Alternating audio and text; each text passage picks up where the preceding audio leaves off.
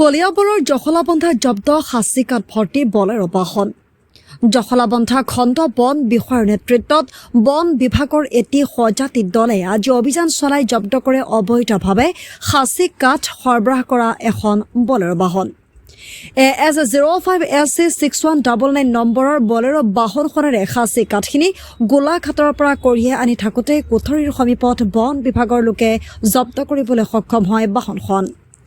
কোনো ধৰণৰ বৈধ নথি পত্ৰ অবিহনে সৰবৰাহ কৰা সাঁচি কাঠখিনিৰ ভুৱা GST নথি পত্ৰ বন বিভাগক দাখিল কৰিছিল বুলিও অভিযোগ উত্থাপিত কৰিছে জখলাবন্ধা বন বিভাগে। অবৈধভাৱে সাঁচি কাঠ সৰবৰাহ ঘটনাৰ সৈতে জড়িত চালক প্ৰণয় বৰুৱা আৰু সহযোগী শ্বৰীফুদ্দিনক জখলাবন্ধা বন বিভাগে বন আইনৰ অধীনত আটক কৰে।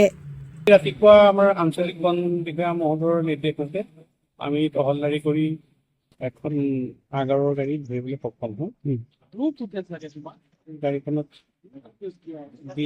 GST কাগজ আৰু গাড়ী নম্বৰৰ লগত সংগতি নাই। আমি গাড়ীখন ধৰি পেলাই জব্দ কৰিছোঁ। আইনগত ব্যৱস্থা মালখিনি যিখিনি আছে GST দিয়া আছে নেকি?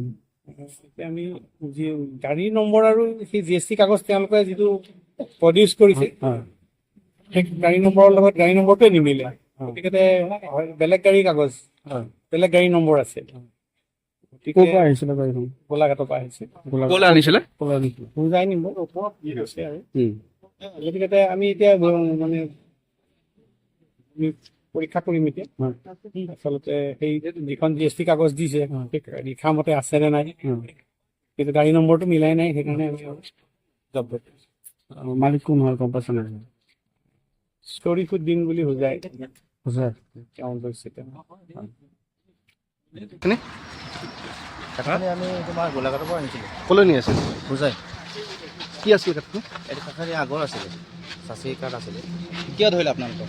আমাৰ মানে GST আছে, GST থকাৰ কাৰণেও মানে তোমাৰ গাড়ীখন বেয়া হৈছিলে ৰাস্তাত।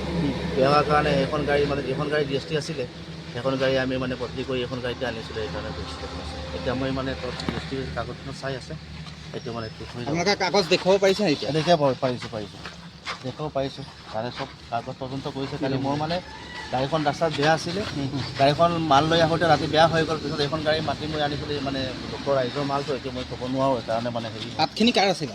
কাঠখিনি তোমাৰ এই আমাৰ হেৰিৰ ওচৰত মানে চাহ এজন আছিলে, সেইটো নাছিলে বাৰু। আপোনাৰ নামটো কি?